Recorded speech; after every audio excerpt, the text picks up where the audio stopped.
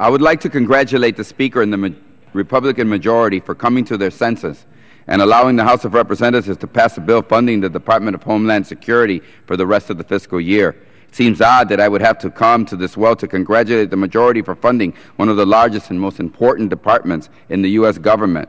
And I cannot congratulate the majority alone, because the bill funding the Department of Homeland Security was passed largely on the strength, yes, of Democratic votes. The vote was strong, 257 to 167. But 182 of those votes came from Democrats. In fact, every Democrat who voted to keep the Department of Homeland Security open and protecting America until the end of the fiscal year. 100%. Only 75 Republicans supported paying our border security and airport security professionals. Mr. Speaker, it should never have come to this.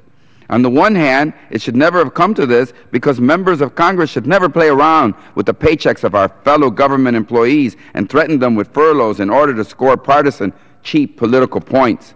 The real people with real lives who work at O'Hare and Midway and at ports, airports, border crossings, the real people with mortgages, car notes, and tuition bills who provide the security our democracy depends on do not deserve the way they are treated by this Congress. Lurching from funding crisis to shutdown to last-minute votes is no way to run the greatest democracy the world has ever known. We know there is a sensible bipartisan majority that is willing to compromise and do what has to be done to keep the basic functionings of government operating. That group voted yesterday, and the leadership should find a way to let that sensible majority govern despite those who take every opportunity to make governing next to impossible in this body. Secondly, it should never have come to this because the premise on which this funding and shutdown crisis rested was never logical or necessary. Those who oppose the President exercising powers granted to him by the Congress have filed a lawsuit in federal court. They picked a sympathetic judge and have won a temporary injunction on the implementation of the executive actions the President announced last November. If they really believe in the strength of their case, this threat of a partial government shutdown was unnecessary. Clearly, they agree with me that their case is weak and that the courts will eventually overturn the temporary injunction. But the logic was always sideways. The very presidential actions that some in the Republican Party object to are not even funded by the appropriations made by Congress. The criminal background checks, the adjudication of each person's application is paid for in full by the fees of $465 for each immigrant.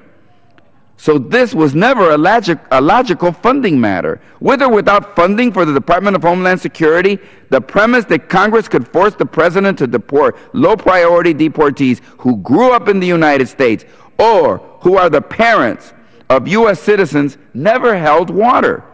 Even if people cannot come forward to apply and pass a criminal background check and get to the back of the deportation line, the basic way the President and the Secretary of Homeland Security prioritize deporting criminals, drug dealers, drunk drivers over moms, dads, and dreamers, that would not change.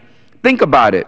It is as if the Republicans were saying they are so upset about their obsession with border security and their conviction that the President is not doing enough about border security, that they were willing to defund border security in order to make their point. Jon Stewart can't write that stuff that good. He doesn't have to. And here's the biggest reason why it didn't have to come to a showdown. Republicans in the House could have taken action last year to fix our broken immigration system so that we don't have to continue this fiction about deporting 11 million undocumented workers. They could have had a vote to reform our immigration system so that people can apply for visas and come legally in the first place rather than being forced into the black market where there are smugglers. They could have allowed a vote that put E-Verify in place, put serious sanctions and jail time for employers in place, and targeted our enforcement resources on felons, not families.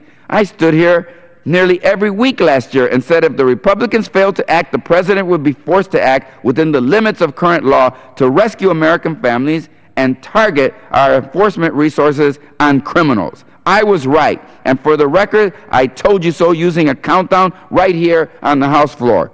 The coalition to pass reform, which is made up of almost all of the Democrats and about a third or more of the Republicans, the same coalition that enacted the bill to fund the Department of Homeland Security in yesterday's vote existed then and it exists today if our leaders are willing to work together to address immigration reform. It's not too late, and I predict that the Republican Party will continue boxing itself into a corner until it addresses this important American priority. The gentleman's time has expired.